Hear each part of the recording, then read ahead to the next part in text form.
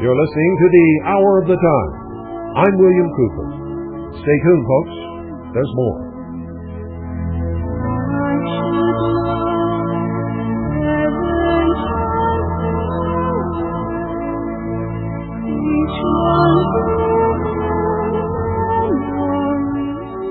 Doyle is coming.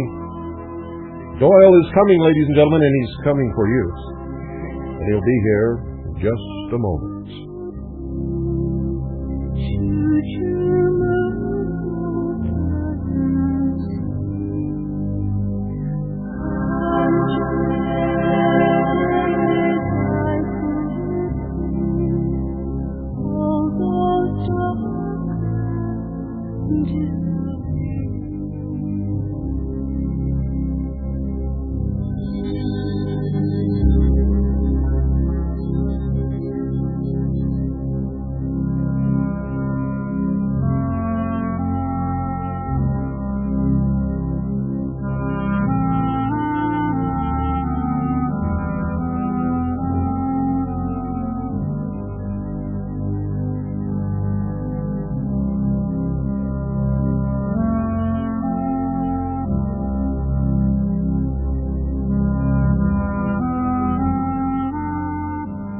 Tonight you're learning a portion of the hidden religion practiced behind the veil in the lodge without windows.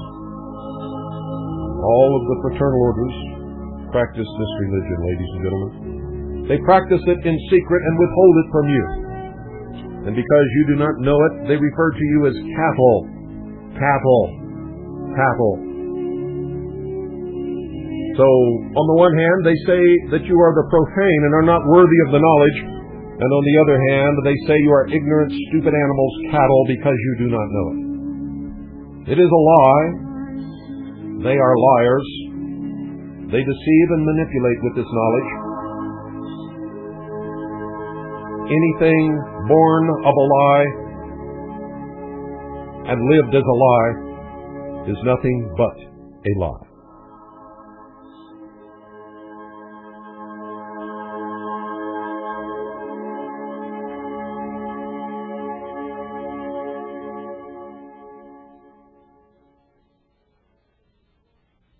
And now, ladies and gentlemen, what you've all been waiting for, here's Doyle.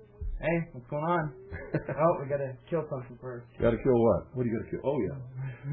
We've got to take 101.1 FM Eager off the air. We will be back on the air between about 15 to 30 minutes. So if you're listening in the Round Valley, tune back in about 15 minutes and every few minutes after that until you get us. That is, if you want to listen to the rest of the broadcast. We will be opening the phone lines at about 8 o'clock Mountain Standard Time, and that will be 11 p.m. Eastern. It will be, let me see, that'll be 8, 9, 10 Central, and 8 Pacific Daylight.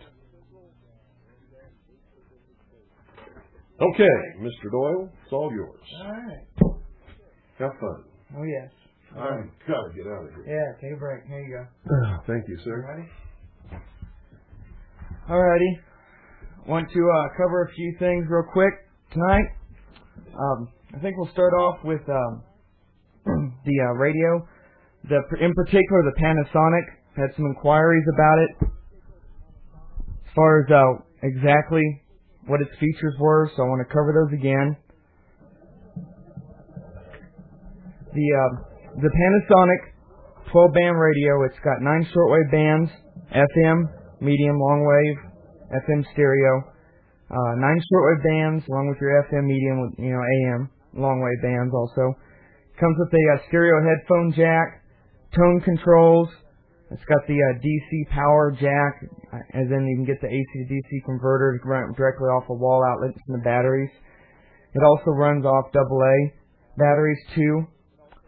This is a really nice radio. The Panasonic shortwave is RF-B11. That's RF-B11. The price is $58.95. $58.95 plus $6 postage. Okay. That's $58.95 for the Panasonic shortwave radio, plus $6 postage and handling. That's UPS. The retail on this unit is $89.95, and we've found it for even more at some places. The other one I'd like to cover is the Sangean 808. This is the ATS 808 Sangean. It's digital, all band, continuous coverage, AM, FM stereo, long wave, AM, and medium wave, and then PLL synthesized, which is phase locked loop. Okay, that's digital entry directly to the frequency you want. It's got a large LCD display, makes it quite easy to see exactly what frequency you're on. If you were to type in or tune in to WBCQ, right on the display you will see 7.415 megahertz. Makes it real simple to find out where you're at. It's got the 12 and 24-hour clocks, 45 memory presets, the, like I say, continuous shortwave coverage, 120 meters down. It comes with a suede pouch, stereo headphones, the shortwave listening book, extended antenna, adapters included. Runs on AA batteries or an AC to DC adapter. The price of this, the ATS 808, is $159.95 plus $6 shipping. It's $159.95 for the ATS 808 Sangean digital shortwave. And the retail we've seen as high as $259.95 from some other places. Okay. Next, what we'll do, we'll cover the books and audio tapes. I'll start out with the audio book. This is the audio book of Behold a Pale Horse from Alternative Audio. It's 3 hours of information, a 2-tape audio set, 10 minutes of brand new material. It's read by the author, William Cooper. It's professionally produced and packaged. This is a really nice set right here. The price for the audio book of Behold a Pale Horse is $19.95, postage paid. Okay, that's $19.95 for the audio book of Behold a Pale Horse. This makes a really nice gift for those of you who can't find the gumption to read a very large book or the time. This is a good alternative, although much abridged from the full book. This is $19.95 for Behold a Pale Horse audio book. Now, the actual printed book of Behold a Pale Horse, written by William Cooper, it is over 500 pages of well-documented, some of the most suppressed information ever published. It is $30 postage paid. Okay, that's Behold a Pale Horse. 500 pages, well-documented, the most well-documented, suppressed information ever published. $30 postage paid. Okay, next I want to go to Veritas. I had some questions on the phone about Veritas. Veritas is not a newsletter or a flyer or memo. It is a newspaper. It addresses issues that affect your individuality and freedom, fully documents all sources for readers to confirm. It's hand-delivered to key representatives and media bureaus in Washington, D.C. It challenges the readers to think for themselves. Veritas, a 12-issue subscription, is $55.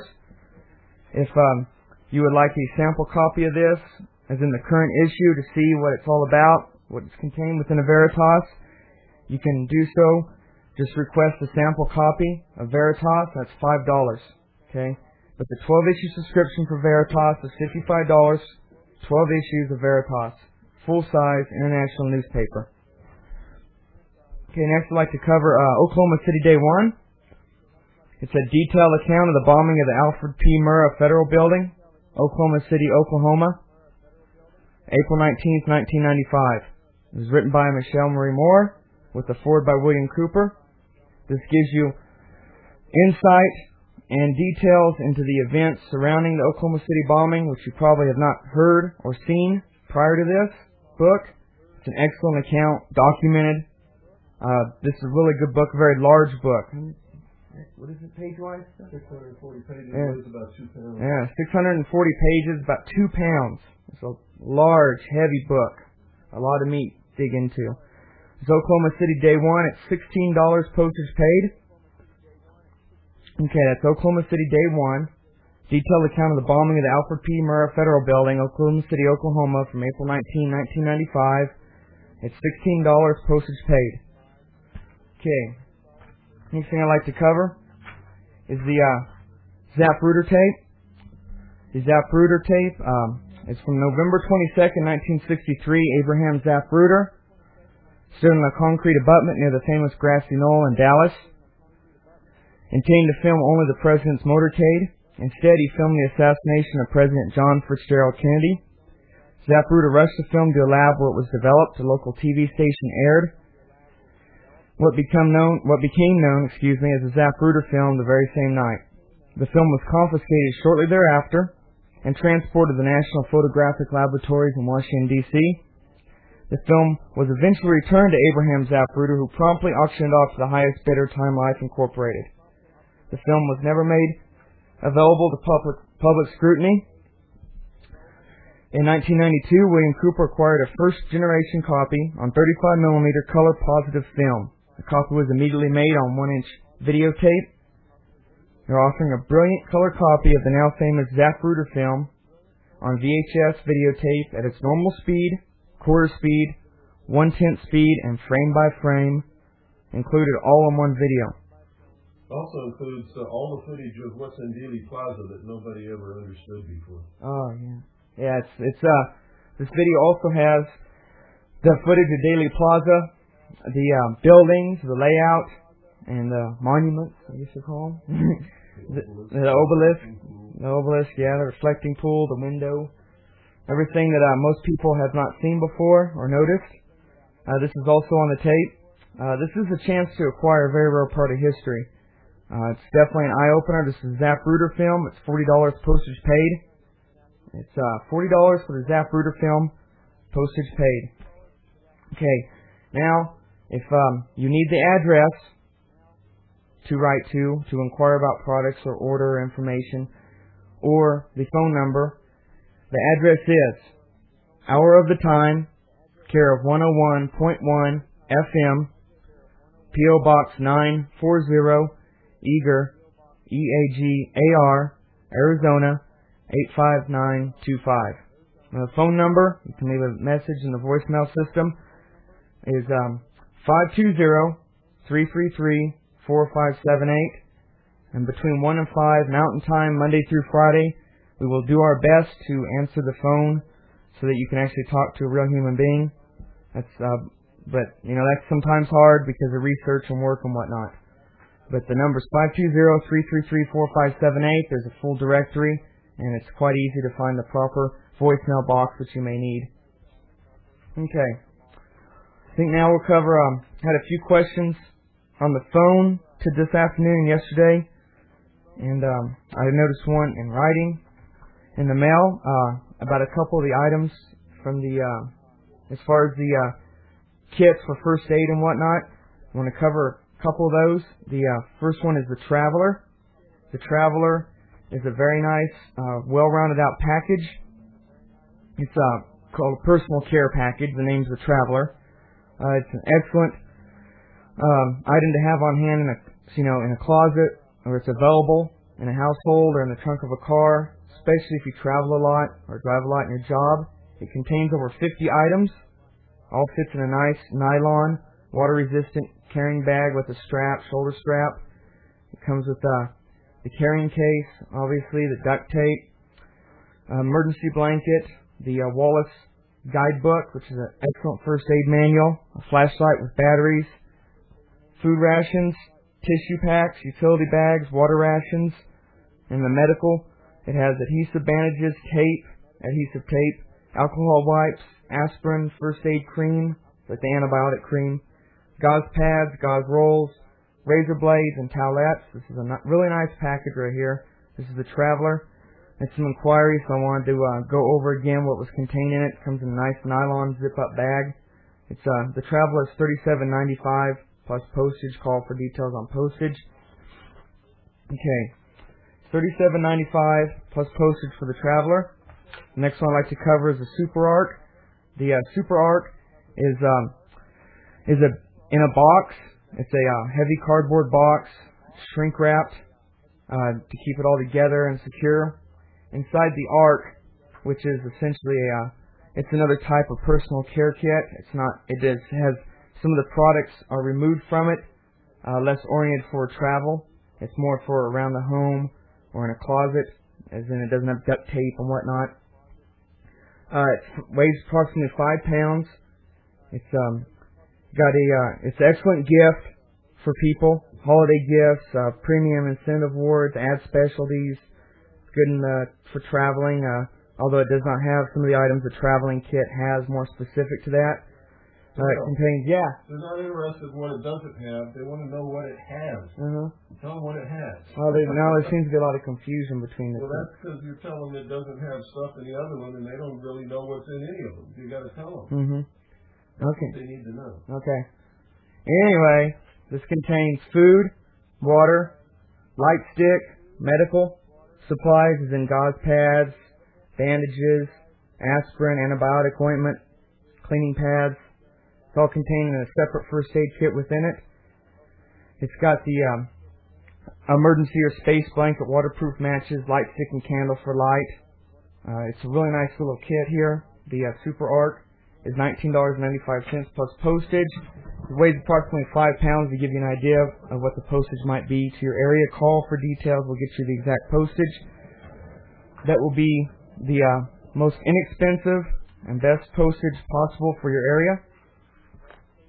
The couple more things I'd like to cover. I had some more questions about the Wallace Guidebook. This Wallace Guidebook is a comprehensive first aid manual. It covers subjects ranging from minor cuts, bruises, and scrapes to childbirth. It's very extensive. It was written by the founder of one of the largest of the preparedness and disaster relief organizations / companies in America. It's an excellent addition to any first aid kit or library. It can really help out if you have those dings and cuts around the house, especially if you have small children, and or if your line of work causes you to get injured quite a bit. I seem to get injured all the time, everything I do. And luckily, I've got to read this book and stuff, so I know how to keep my wounds, to treat them properly, and keep myself halfway clean to keep out of more serious trouble. So Wallace Guidebook, it's $5.49 plus postage. Again, you can call it right for details. Okay, that's the Wallace Guidebook. It's $5.49 plus postage. Yeah, you want to cover that one? You got one left? Yeah.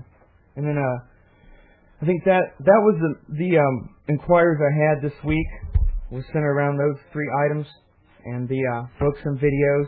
If you want the information packet, I want to go over that again. I had a couple calls today, in fact, of how to get the information kit. They had the phone number here.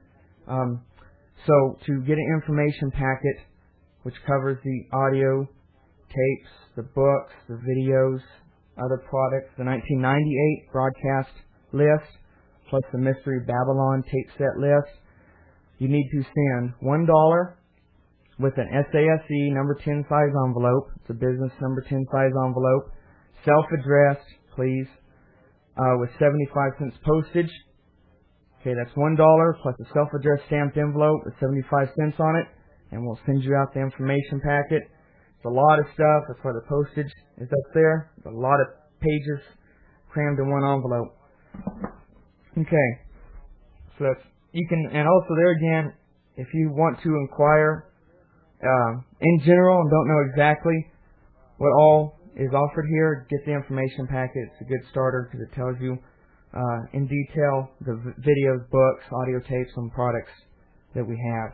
Okay, the next thing I'd like to discuss is the Pocket Mechanic. The Pocket Mechanic is a 15-in-1 tool. It's a very nice implement. It's made out of heavy stainless steel, some kind of Krylon type handles. It has pliers, wire cutters that actually work, a pry bar, Phillips screwdriver, saw, files, 2 sizes of flat tip screwdrivers, a cam bottle opener, wire strippers, a blade, a sheet foot type blade. It's very heavy duty. It's well made. This is a really nice tool right here. This is the 15-in-1 tool. It's a nice item. Comes in a heavy Condura nylon sheath with a belt loop, and it's actually the way the case is designed. It can be worn 2 different directions on the belt for carry, or strapped to a backpack or a day pack or whatnot. This is a good tool to have around if you're out working. Comes in handy, especially if you're out backpacking or hiking or anything like that, or just want to wear it around your house, and it comes in handy quite often. The price of the 15-in-1 tool is $34.95, postage paid. That's $34.95 for the 15-in-1 tool. That's postage paid, and they'll be sent out quite rapidly after you receive your orders. It's a really nice tool. It's a good deal, and it's a step above many of the more popular tools you see on the market. About half price. And about half price. So, there you go. We got one of the Columbia River knives left. This is a very nice knife. It has a bead blasted finish, very heavy construction, Allen bolts used throughout, not dinky rivets or something. Very heavy Allen head bolts holding it together, round-headed, very smooth. It's got a thumb opening stud. It's made of a heavy steel. It's very sharp. You can open it one-handed and close it. The same has a lanyard loop hole. It's really nice. It comes with a Condura nylon sheath and a lifetime warranty to the owner. Okay, it's a really nice tool, especially if you follow the care instructions inside and don't use it as a pry bar. It'll last you for quite a while. This is a knife meant for use, not for just looks or carrying around. It's meant for heavy, hard use. Now, there's only one of those left, actually. So, there's only one left. We're not joshing you to get people to rush out. That's all we have left. That's $34.95, postage paid. That's the Columbia River knife. It's a really nice item. And I say it's well built. You will not be disappointed in the quality of the manufacturer. Okay, that's about it. Really? Yeah. Okay. All right. Wow. I'm still tired. Give me one of those Snuffy Smith knives. Oh, yeah. We're going to give away a Snuffy Smith knife, folks, tonight. Anybody who calls in and can tell us exactly what we had for dinner. Or for supper. You can tell us exactly what we had for supper. Doyle and I and Annie and Allison and Pooh. And I think Crusher had some of it. Yeah, I think so. That dropped under the table. You tell us exactly what we had for supper tonight. You win a Snuffy Smith knife. How about that? Okay. So we're going to open the phones at 520-333-4578. Right now we're going to put 101.1 FM Eager back on the air. And 101.1 FM Eager is now back on the air. For those of you listening in the Round Valley, if you call in, I know you didn't hear this, if you call in and you can tell us exactly what we had for supper tonight, you win a Snuffy Smith knife. How about that? The phones are open, 520-333-4578. You can talk about what you heard earlier on the broadcast or anything that you wish to discuss is okay with me. And let me see here. What am I doing? I'm going to do this like we always do, and we open the phones and get a little marching music here.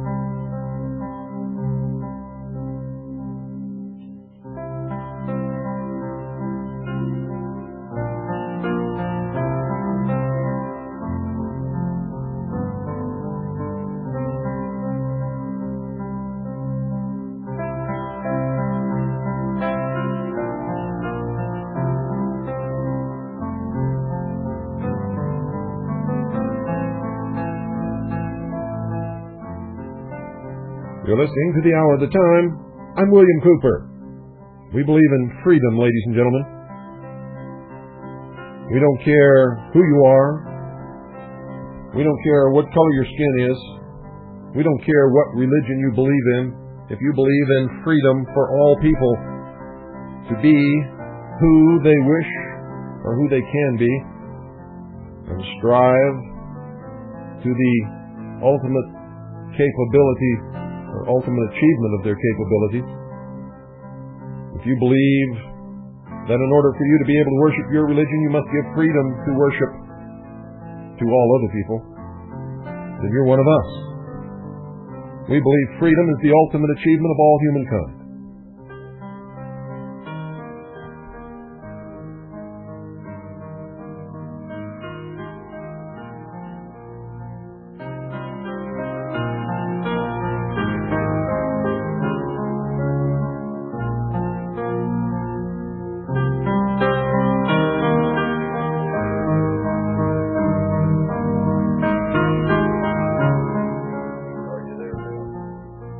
Good evening, you're on the air. Are you there, Bill? Good evening, you're on the air. I was just curious. Need to put your mouth in front of your phone and talk real loud, please. I was just curious about this dinner thing. Supper. Are you going to give us any clues? No clues. All right, well, I was just fixing to go to bed and thought I'd call and ask. Well, what do you think we have? You might just guess it. Oh, gosh. I hadn't gone that far to think about it. Really? Well, let's see, since you put me on the spot here. Steak and baked potatoes, salad. Well, that certainly sounds good, but that's not what we have. That'd be a T-bone. Nope. That would sound pretty good. Yeah, it does sound pretty good, but that's not what we have. All right, well, good night, Bill. Okay. Good night. Thanks for calling.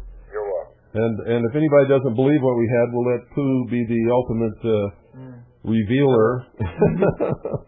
if somebody thinks that they guessed it and we didn't tell them or something. 520-333-4578 is the number. Oh boy, I am so tired. Ladies, huh? It was that dinner. It was that dinner. It made me sleepy before we even started this thing. Yep. I'm going to describe this Snuffy Smith knife for you. It's a nice knife. It's sharp. It's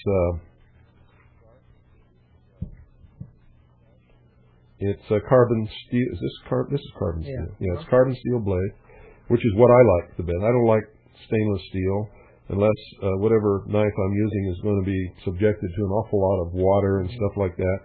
And nothing wrong with stainless steel. It's just that I like the feel of a carbon steel blade when I sharpen a knife. I really can get a good edge on a carbon steel blade. This knife commemorates Snuffy Smith, which is the old cartoon figure from the 30s and 40s, and even up in the 50s. I can remember seeing Snuffy Smith as a child in the comic books, and it shows their old shack, I guess, in the Ozarks or someplace like that, and a little kid that wears a coonskin cap that is always running around playing tricks on Snuffy, and then there's Ma holding that little bald-headed baby with her red sweater and her black scarf over her head and her white apron. And then there's Snuffy Smith down at the bottom with his big old clumsy feet and his big old nose, and his eyes are always closed, and somewhere within reach there's a jug. There's always a jug. Good evening, you're on the air. Can you hear me all right, Bill? Sure can. Great. Hey, I want to say you guys got a tremendous signal here in central Indiana on your new station. Well, good. And I think what you had for dinner was chili. Nope. Oh. Wasn't chili. Okay, well, I gave it my best shot. But we like chili, too.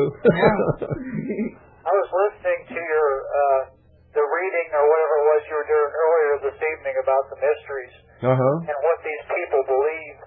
And I wanted to take, I don't know, like a specific example. One evening a while back, you mentioned Ted Gunders. Yeah. And the thing that I'm having a little bit trouble with biting off is it would seem to me that it would be very difficult for people like Gunderson or Clinton or whoever you want to choose that they would actually believe the stuff. Why? What? Now, see, this is what I don't understand. What religion do you belong to? Christian. Christian?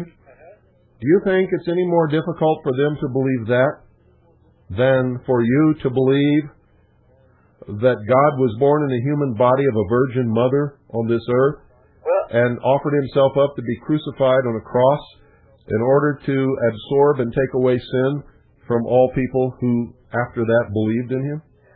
Yeah, I do, and the reason is that I think there's more tangible evidence of biblical Christianity in nature, in nature and the world itself. You're missing the whole point. See, you believe it, so it's easy for you to say that. But you're listening to me give you an arcane philosophy that you've never heard before or knew very little about. And so for you it's difficult to believe. Imagine yourself somebody from somewhere else who never heard of Christianity. Do you think it's any easier for them to believe your religion than it is to believe what you heard on here tonight?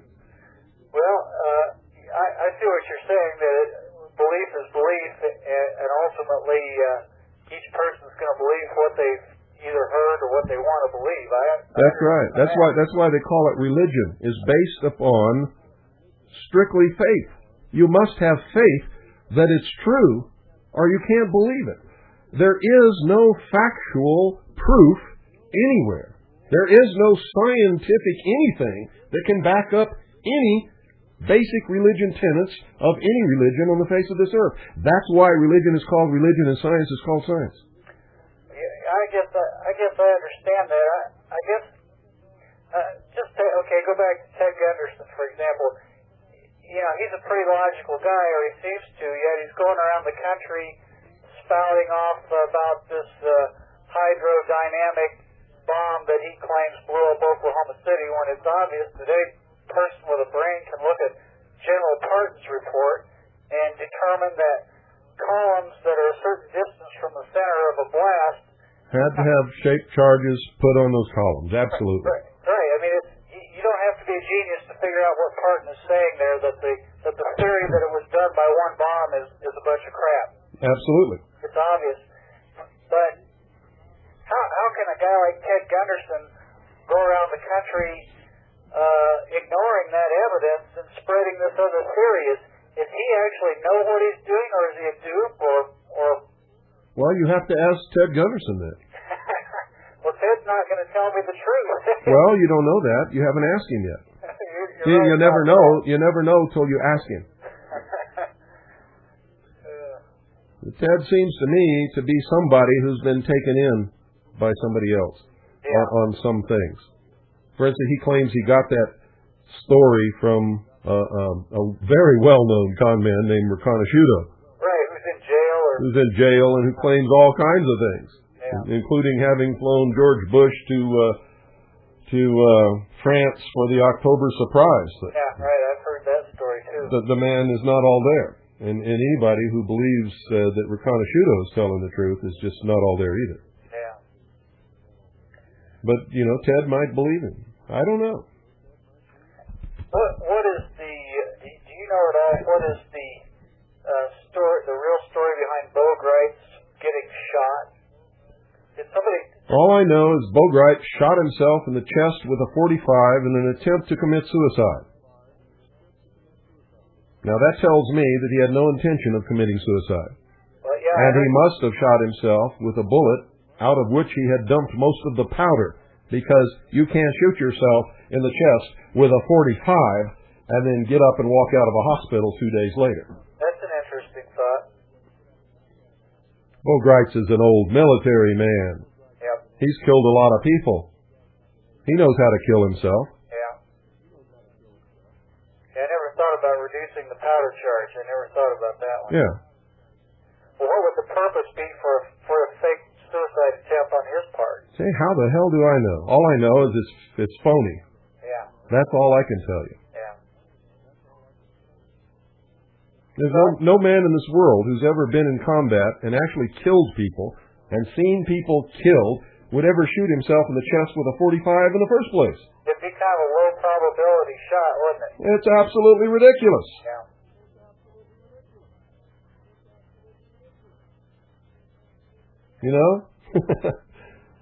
looks like I'm going to have to go back and do some more studying. That's what it comes down to. Yeah.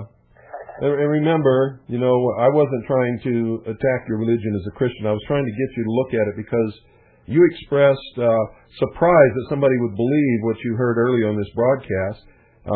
But many other people would express surprise that you or I would believe what we believe.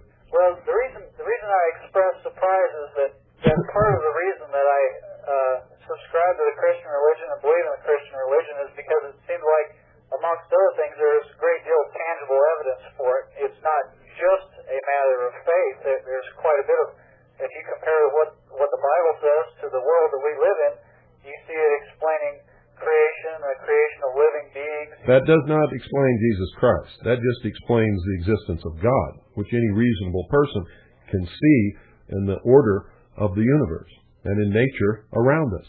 That's easy to see, but to believe in Jesus Christ and what He represents to Christians and what they believe He was and did and what the end result was of that action is, you can't see that by looking around in nature. That you either have to believe or discard altogether.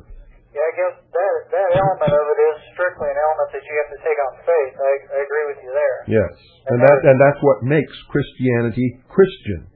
So the mystery religions also have they obviously have their God or whatever they accept as. Their God is them. Right.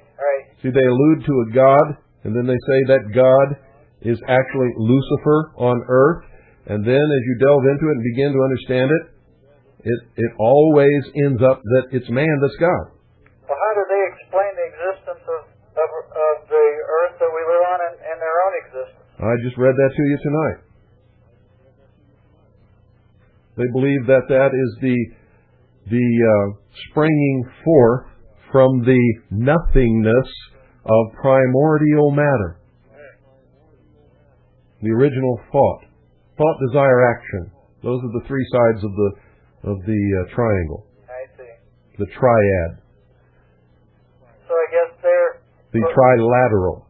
For their purposes, triangle and everything else. I suppose for their purposes, that's just as valid of an explanation of their existence as the Christians' view of creation. Then. Yes, they don't believe that there's some old guy with a long beard sitting on a throne up in heaven who waved his arm and said, "Let there be light," and grabbed up some dust and breathed air into it and made man. Right. They just have a different. In fact, they would say that what I just told you was absolute nonsense. Right. They attribute it to some other process. Yeah, they attribute it to the manifestation of an original thought which created in its being or bringing forth primordial matter out of the nothingness or the virgin. Do you think it's possible too that there are people that are higher within the levels of illumination that maybe believe in the God that Christians believe in, but they don't believe in anything. So you're trying to read a lot of stuff in here that's not. All of this stuff that I gave you tonight is how they attract initiates, is how they build their organization, is how they lead their followers around by the nose. At the highest level, they don't believe in any of that.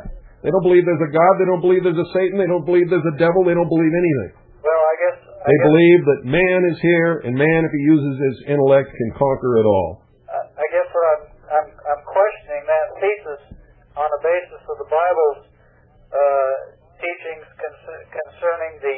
They don't believe in the Bible. They believe the Bible is an esoteric tome that's been mistranslated, abused, and misused by people throughout history, and that it was originally put together as a political manipulation of the Roman emperor, who at that time was the Pope, in order to rule the world. It was a merger of church and state, the cross and the crown. Some people want to go back to it. Look for that cross and crown, and you'll see people who want an emperor and a religion melded into one. Isn't it equally possible, though, that the people who have constructed the mystery religions have created the system of thinking that you just described for the purpose of manipulating those others while having a different belief within themselves that they don't disclose publicly. No, this is an ancient religion. This religion existed long before Christianity was even a spot in anybody's mind. Yeah, I understand that. I understand that it goes back to the very dawn of man as far as we can identify. It started with the first guy who saw Prometheus strike a tree and start a fire, and he grabbed a branch and learned how to keep it going. And he learned to manipulate and control others with this knowledge, and he told them that there was something mystical or religious about it. He became the first king and the first priest.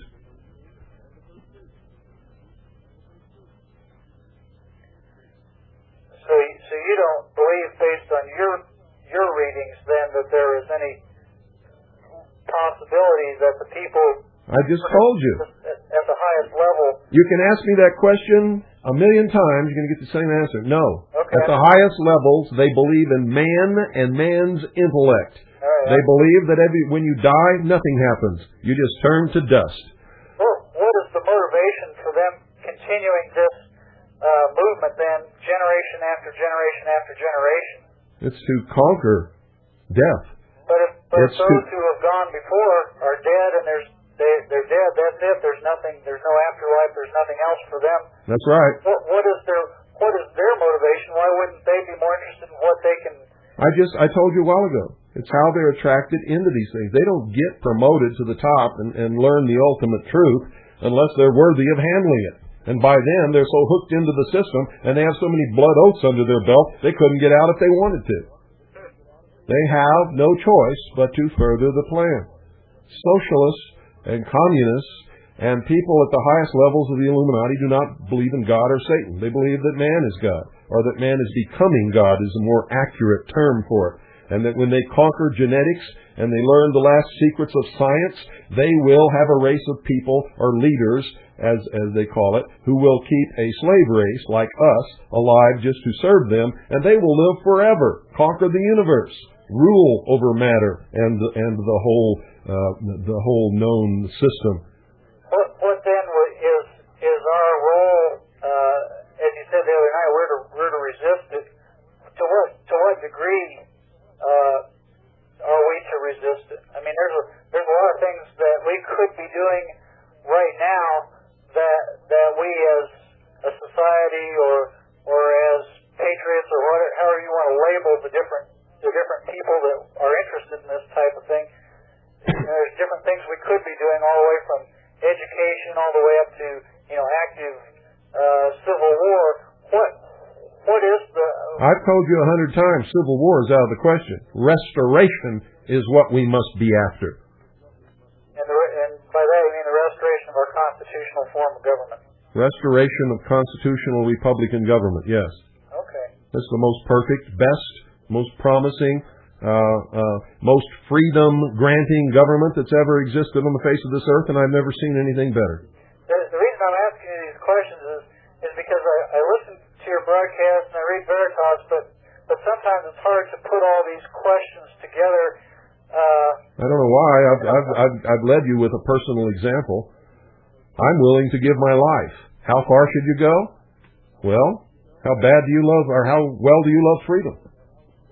I'm willing to give my life. I've already stuck my neck out. Long ago I stuck it out. Right. I knew my fate was sealed years ago. Yep. I'm willing to give my life because I know something. I know a secret that most people just can't seem to grasp. If you're not willing to give your life for freedom, you cannot be free. You cannot have it. You will never be free. Yep. Because it's easy to take it away from you. They just send a couple of guys up, big, brawny guys with muscles, with guns, or with baseball bats, and they say, you're either going to do what the hell we say you're going to do, or we're going to kill you. If you're not willing to die for freedom, you have just become their slave. That's correct. Well, you see, I'm willing to die for it. I think probably... If they came up to my home and took my daughter and put a gun to her head and say, you do what we say or we're going to kill her, you know what I'd say? You'd say, go ahead and kill her and I'll deal with you guys later. That's exactly what I would say. Yep. I would say kill her. But I would spend the rest of my life hunting them down. Absolutely. And I would kill them and all whom they belonged to. Well, I think that lot more obvious to people who lived in the year 1776 than it's kind of been bred out of us now, and I think it's just now beginning to, be realized again. Yeah. But you see, there's some people out there who would say, you were wrong. You let them kill your daughter? Man, I'd do whatever they said. Not understanding what they have just committed to. Yep. They have committed to become a slave and commit their children to slavery because they did not have the courage of their convictions, nor do they believe in anything worthwhile enough that they're willing to give the ultimate sacrifice so that it will prevail for further generations down the line. It's basically selfishness, isn't it? Yeah.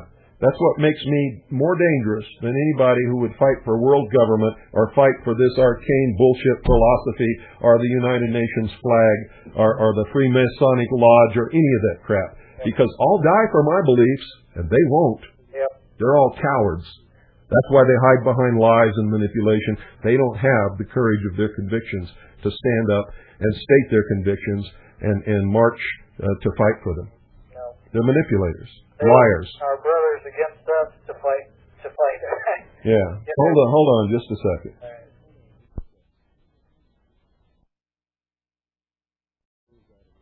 And it is out of the way, so we may continue now. Does that give you a little better understanding? I've always led the charge. I've always given an example. I've never asked anyone to do anything that I would not do at our conferences. I have never eaten a bite of food until everybody there was fed. I believe if you're going to be a leader and you're going to ask somebody else to do something, you must be prepared to do it twice before they. I agree with you, and what you've said is helping me to understand.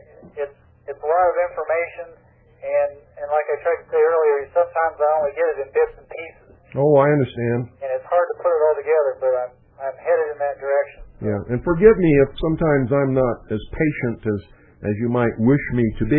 I've been at this for many, many years, and sometimes I find it absolutely frustrating when people cannot grasp what I know so well. But you've only read 10,000 books, but I haven't. Yeah, I know. I know, and I become very impatient because I want so much for people to understand and come out of that enslavement and that mental vacuum that they live their lives in for most of their lives. Yes. And I know exactly how that is because I lived most of my life that way before I began to quote, see the light, end quote. All right. Well, thanks, Bill. I've enjoyed talking to you. You're welcome. Thank you for calling.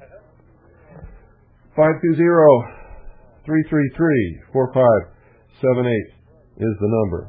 Where are you, Mike Nostrada? You keep telling me you're going to call. I haven't heard from you yet. I bet he sat up in his chair when he heard that. Good evening. You're on the air. Bill, I've got a note stuck to my forehead. Oh, really? Rabbit stew. Yeah. No, that's not it. Okay. You said you know, although we did find a rabbit today in the yard that apparently a coyote had dismembered during the night, and found two little girls asking us a lot of questions about those ears and stuff scattered all over the yard. That was a little tough. Bill, I think it all goes back to Scripture, what Jesus said in the parable of the sower, where the wayside hearer cannot understand the things of God. So anything else, like you say, this really explained it for me, that these men, most of them don't believe in anything. At the highest levels. But the ones in between the highest levels and the lowest levels, they do. They believe all this nonsense that they're filling their heads with. Oh, I see. Okay. You see? In other words, there is a certain amount of them that do believe in this. To get into the lodge, you have to profess a belief in a supreme being. They don't tell you what that supreme being is, nor do they ask you what you think it is. And ultimately, they say that supreme being is Lucifer. Well, during all of those years of the ceremony and the symbology and the teachings and the speeches and reading the books and the teachings of the lodge, then they take the minds of these people and twist them around to believe what they want them to believe. See, they have them for a lot of years to play with their heads. Okay. Well, it's very interesting.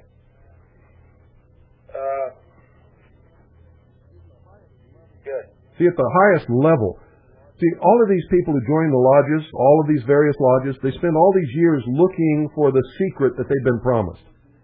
That they will be one of the elect, and that they're going to learn great secrets as a member of the lodge. If they ever get to the highest levels of the lodge, the only secret that they learn that there is how to use the promise of a secret to lead and manipulate all of the members below them. Bill, where can you find out this, the symbols they use, the hand signals, and everything? I mean, how do you find this out? You go to the library, or I mean? No, you're looking for a silver bullet. I have told you 100 years there's not one. It requires work, study, reading hundreds of books, sitting down and piecing together the puzzle. Because I've seen them use these signals, you know, in my, like I work in the building trade, you know, and you see them, and I mean, I don't understand a lot of it. The quickest way is to join the lodge. But if you do that, you have to take oaths that as far as I'm concerned, strips you of your soul. Right, I would not do that, no. And don't ever believe for a moment that those oaths don't mean anything. Grown men don't make oaths that don't mean anything if those grown men have any honor whatsoever. Mm-hmm. Well, I'm sure they mean something, because apparently it's holding these people into the... Oh, I guarantee you. It means exactly what they say. Yeah, right. Right. It means something to them. And if their oath in the lodge doesn't mean anything, what does their oath in a court of law mean? You see, they're liars. And when you ask them what they believe in and what it all means, and they stand there and lie to you for about 2 hours and tell you it doesn't mean anything, they're under oath. They cannot ever tell you the secrets of the lodge. They must lie to you, and they do. Mm-hmm. And the books in the lodge tell them to lie. Mm-hmm. Right. And I'll read the oaths to you. It says that they have to protect and shelter a brother, even if he's committed murder and treason.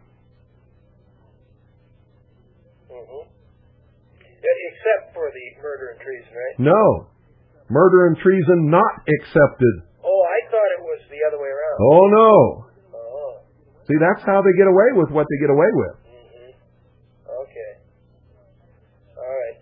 Now, you know, I heard someone recently teaching about the Knights of Columbus and their oath, you know. And now, I don't know if this was, you probably know more about this than this man did, but he said that you know, they put that fourth degree thing where they get the sword.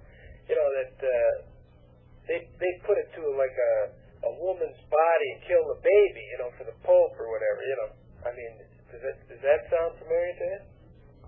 Unless I have the oath and can read it on the air, I'm not going to say anything, because anything I say could be misconstrued.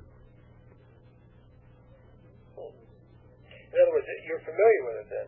Yes, I am familiar with it, but I'm not going to comment on it. Did you hear what I said? Yeah. Unless I can read the oath verbatim. Okay. Okay. And the ceremony, so the people understand. You think you might want to do that sometime? I don't know. I've done a lot of it on past episodes. I read what I think is necessary for people to know. All secret societies are subversive. I don't care what you call them. Right. Doesn't matter. Doesn't matter what religion they pretend to belong to, or what religion condones their lodge, or whether they are condoned by a religion or not. It doesn't make any difference to me. All secret societies, I've studied them all. They're all subversive. I don't care what their name is, period. If they weren't subversive, they wouldn't be secret. I've learned that. Well, it's like, there is no need for secrecy when people are not doing anything that requires secrecy. There is no need for secrecy if people are not doing something that they know the community would not approve of. Exactly. It's like you turn the light on, all the rats take off. Hey, Bill, thanks a lot. You're welcome. Talking to you later. 520-333-4578 is the number. The number. By the way, the little lesson that I gave you at the beginning of the broadcast tonight was taken from The Lost Light by Alvin Boyd Kuhn. It was taken from the writings of Manly P. Hall. Albert Pike was taken from my own research, quite a bit of which was interjected in the what would you call it? The teaching? The lecture? Whatever you want to call it. And, how did we get all the way around there? That's a numero tres, huh? Well, we'll just get over here and see what we can do with it. And, let's do that. Okay, folks. A little thinking music.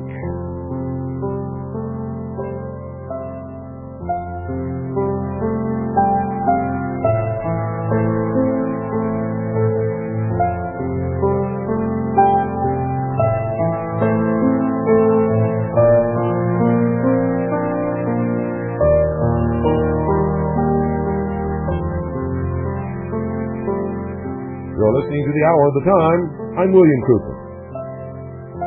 Whenever I do lectures or teachings on the mysteries, I like to play this sort of esoteric sounding music to give you some room for some mental machination, if you so choose. 520-333-4578 is the number.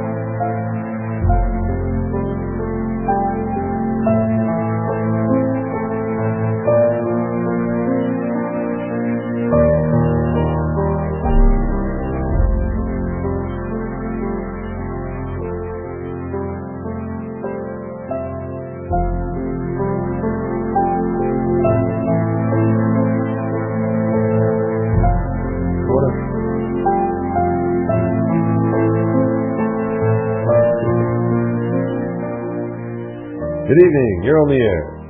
Yes, sir, Mr. Cooper. Yes, sir.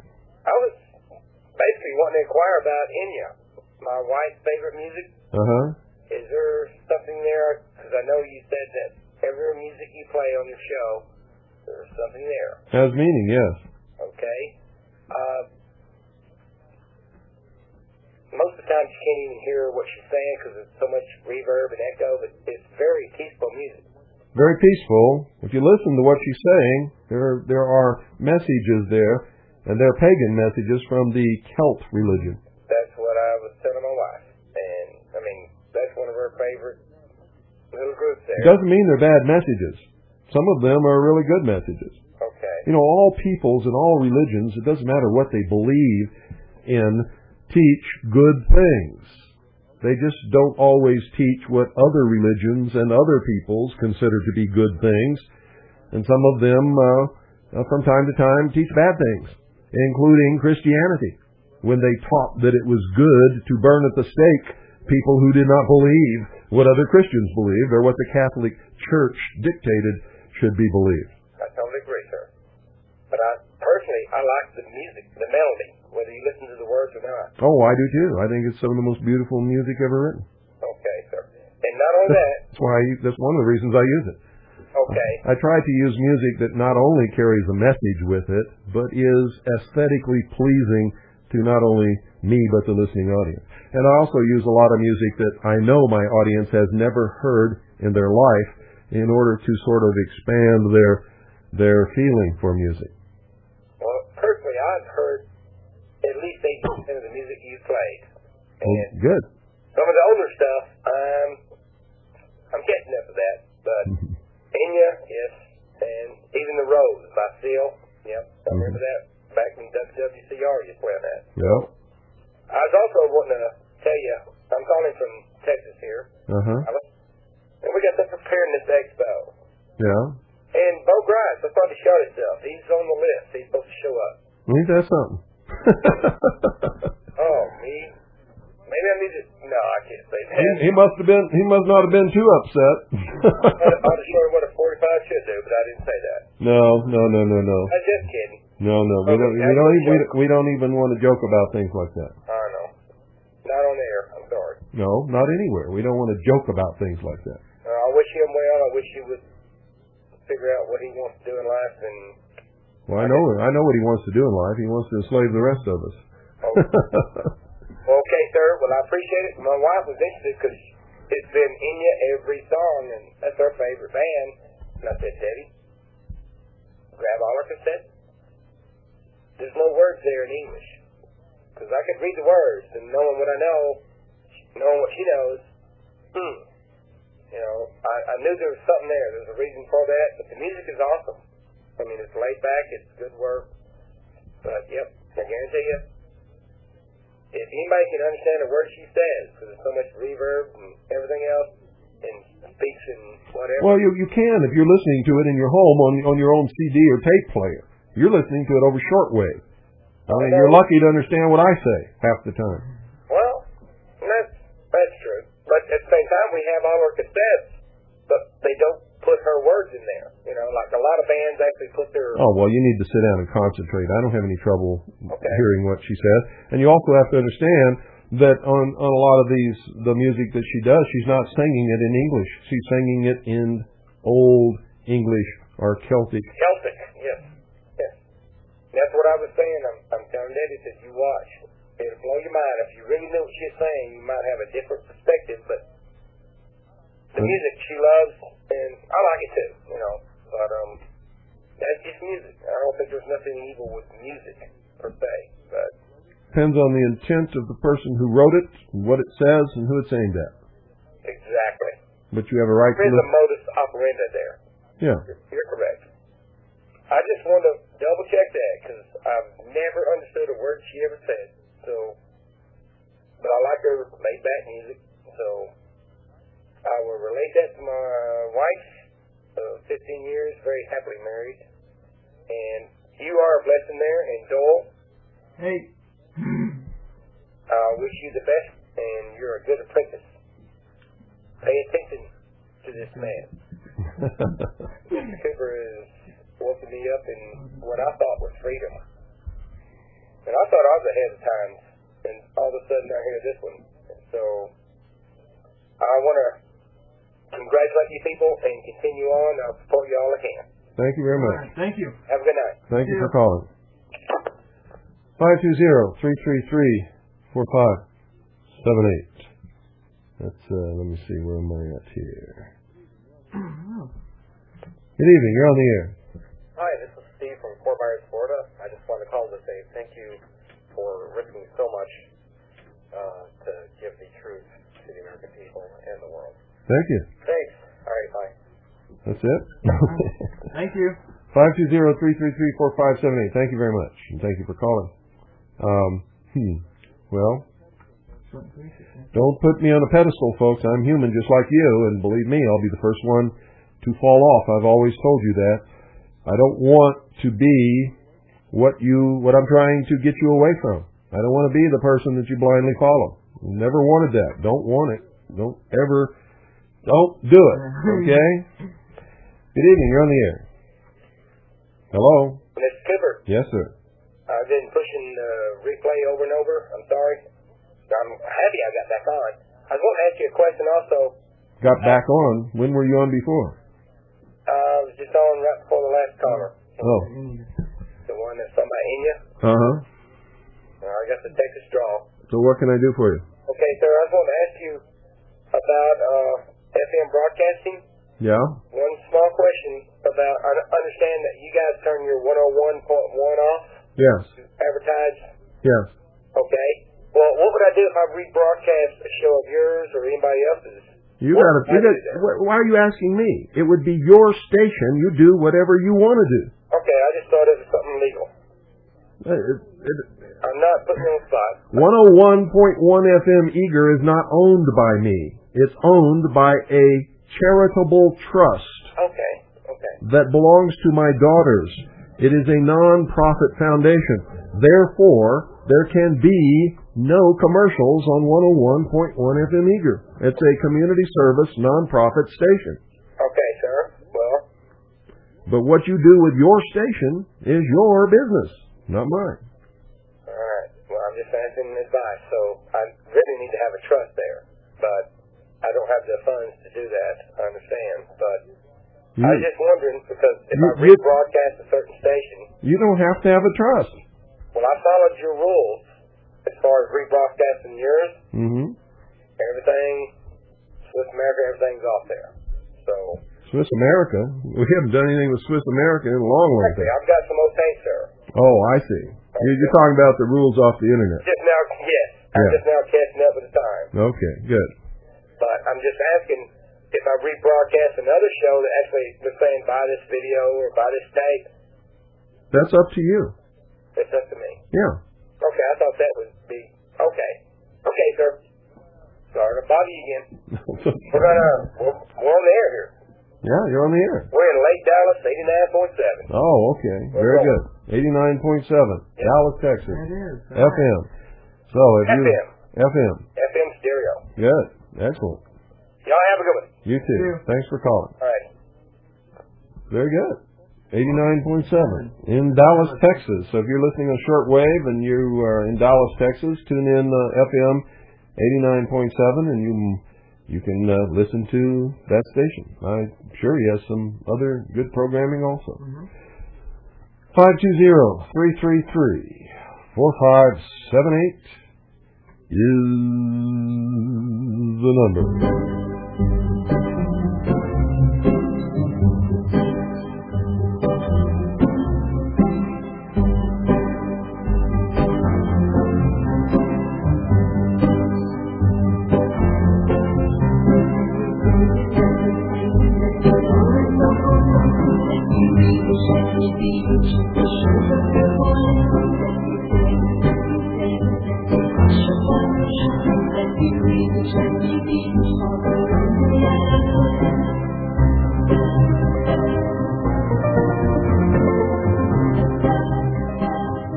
Royal, nobody's won tonight yet. No. They haven't guessed what we had for supper tonight. Think they will? I don't know. Yeah. If they don't, I'm not going to tell them. If they do, we'll give them a night. There you go.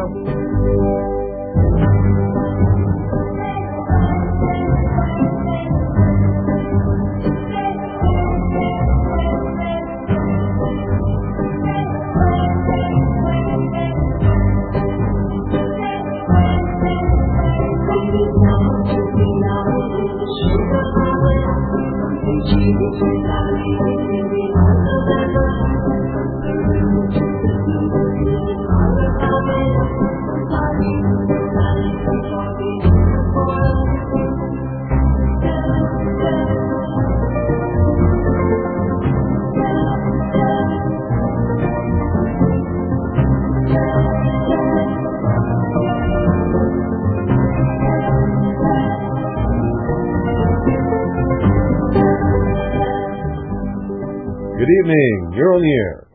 Hi, this is Doug. I'm from South Carolina. Hi, Doug. Hey. You have a strong signal here. Yeah. Wonderful. With all the Celtic music you have, you guys didn't have haggis, did you? I don't think so. Okay. I just wondered. I missed some of the shows. I didn't know what other people had called in. You know what we had for supper tonight? Yeah. What? No, I don't. Want to take a guess? I just thought it was haggis. Yeah, I guess. Oh, no. Okay. Oh, that was your guess. Okay. That's my guess, haggis. Oh, I thought you were referring to somebody who did Celtic music. I didn't even catch what you were saying. Yeah, right. Okay. No, that's not what we have. Okay. Not at all. All right. But sometimes I wish we had some scones and some of that good food. Yeah. What else can we do for you? Well, I'm having trouble trying to figure out how to write my name. It sounds like a stupid question, but they want you to write it with the caps, small letters and caps. Can you talk a lot louder, please? Yeah. The way that a fiction person is, it's all capital letters in their name. Yeah. And the way your name is supposed to be for a sovereign is just the first letters capitalized. Yes. And also some people say you should write, your first name, middle name, comma, and then your last name. That's correct. You know why? Some people say you should hyphenate between your first and second name. You can do that too, if you wish. But do you know why? I'm not exactly sure why. Your last name is not yours. Belongs to your family. Okay. Your name is your first name and your middle name. The last name is the family name. Belongs to the family collectively. Only your first name and middle name belongs specifically to you. Okay. And it has to be spelled out, no abbreviations. Yes, that's correct. Okay. Well, my birth certificate, in 1949, evidently they made a mistake and they didn't put it in all caps. Then they put it the right way. I haven't seen it. Have you seen yours? I have seen mine, yes. But, it doesn't make any difference. If there is a birth certificate, you are owned by the state. You are a human resource. And they can pledge all of your work and productivity to back the national debt. Yeah, I've been learning about it. That's why, in 1933, they instituted the Department of Human Resources and began the requirement that all babies born must have a birth certificate, which is then sent to the Department of Human Resources. Okay. But there's a way to get around all that, or revoke all that, isn't there? Oh, there's a way to get around all of it. Yeah, it's all fraud, you see. You cannot be held to a contract, the terms of which were never explained to you. You did not enter into it willingly. Also, in a matter of a birth certificate, you are not a party of the contract because you did not sign it. You were not even of age to be responsible to enter into a contract. See, they scam people. They lie to us. They cheat us. They defraud us of our birthright. And it's all done by sneaky, underhanded lies. Because that's the kind of people they are. They are scum, puke-faced, lying, manipulating cowards. It's quite a shock to learn all this stuff. Sure it is. It was a shock to me. Yeah. When I found out I'd been serving a system that was enslaving me for most of my life, I was incensed. Absolutely incensed. I was so angry you wouldn't even believe how angry I was. I jumped in a bottle of scotch for a couple of weeks. Yeah. Well, it'll take me a little while to get out of this stuff, won't it? Yes, it will, but you can do it. And as a last resort, if they absolutely refuse to let you out, you can do what I've done. You can say, my rights come from God, not from you. I refuse to bow to your tyranny. I refuse to pay your tribute. And if you come against me and mine, I will defend myself with what the Founding Fathers gave me as a last resort against tyranny. And I'll die on my doorstep rather than to submit to you scum. Like Braveheart. You don't go out and kill them. No. You defend your Creator-endowed rights against them should they come to kill you or take your property. That's what we all must do. If every single person in this country would take that stand and take their stand with and for their neighbor, it would be all over. And we would have the restoration of Republican constitutional government. Yeah, if we all woke up, right. Unfortunately, most people are cowards. Yeah. Seems to be the state. Well, we've been dumbed down, too. Dumbing down is no excuse for cowardice. No, that's true. Once you've received the truth, if you continue to live in the fantasy, that's cowardice. But that's up to you. Yeah, right. I understand. Well, I appreciate what you do. Thank you. Thank you. And thank you for calling. 520-333-4578. We've got enough time for, I don't know, a couple more calls, whatever we want to do, I guess. The next, however many, whatever it is.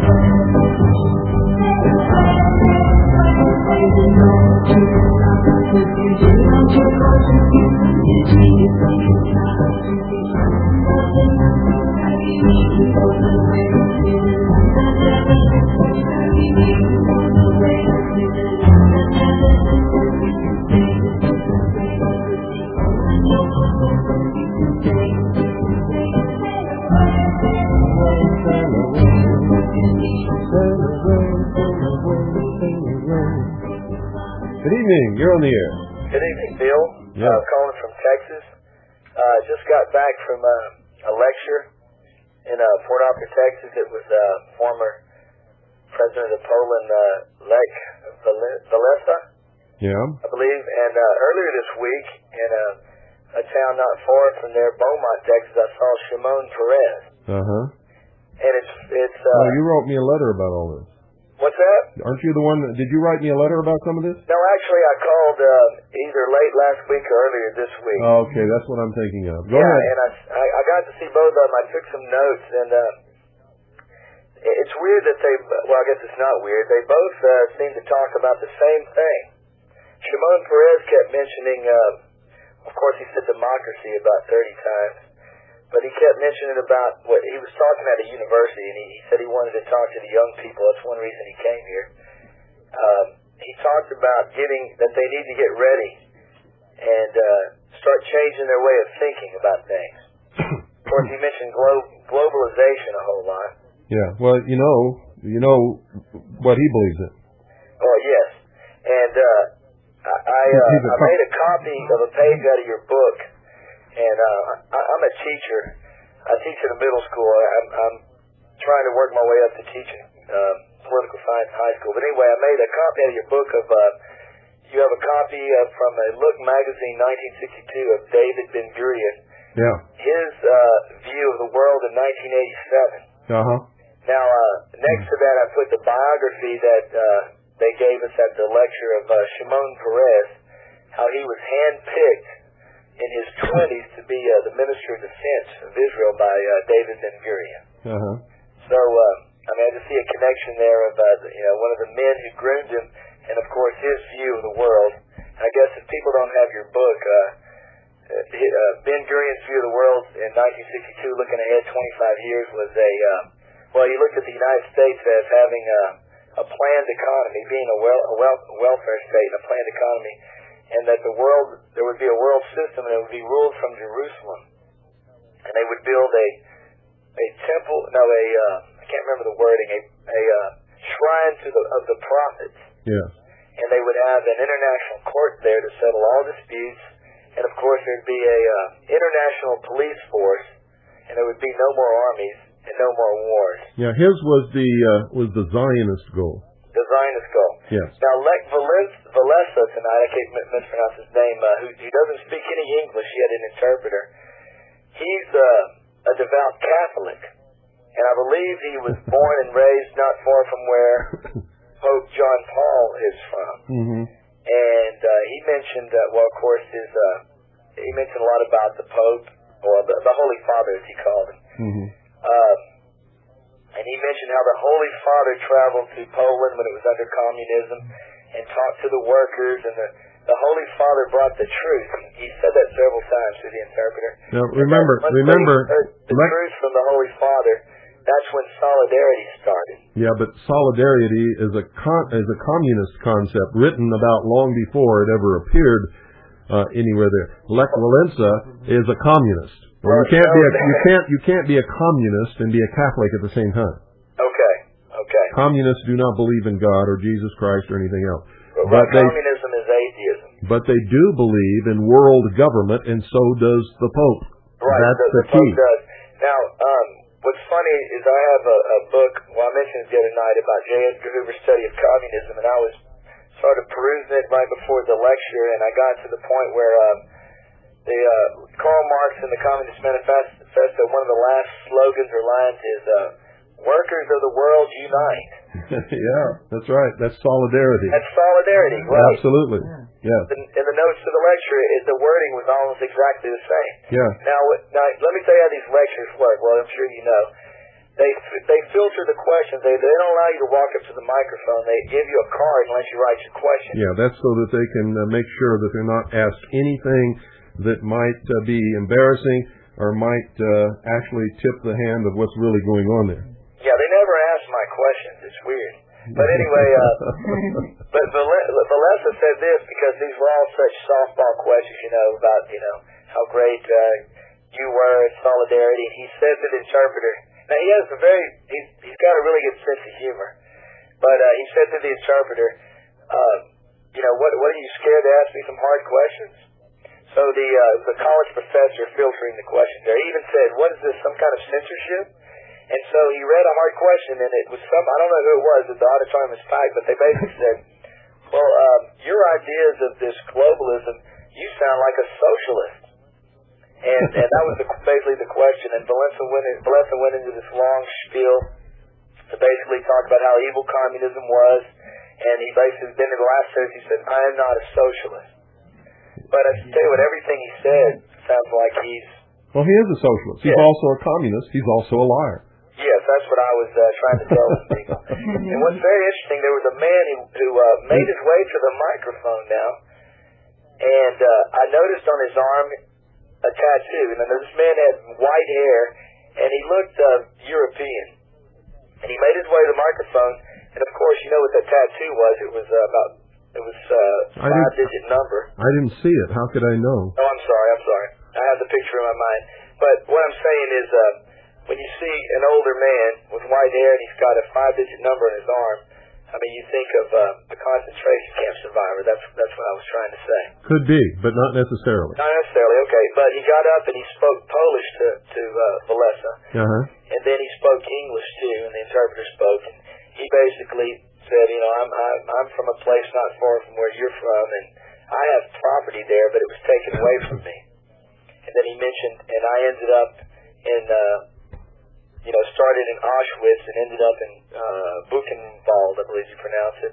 Buchenwald. And he was a concentration camp survivor. Yeah. And he's been in America since 1945. And I talked to him right after the lecture. And I heard him talk to somebody else. And what struck me was they were asking what they thought of Valesa, and he says, I don't see eye to eye with this man. He's talking about one thing, and he goes, what I really am about is what I've got from being here in America is freedom. And that's something he doesn't understand. That's right. And so I had to talk to this man. He was very interesting. He's been here since the 40s. He got a sponsor to send him over here to Texas, and he says he was telling people about freedom. Yeah. And, most people who... He didn't go see Shimon Peres because he doesn't see eye to eye with this man either. Yeah, I've got to cut you off and get in the last comment here. Most people who immigrate to this country from other countries come here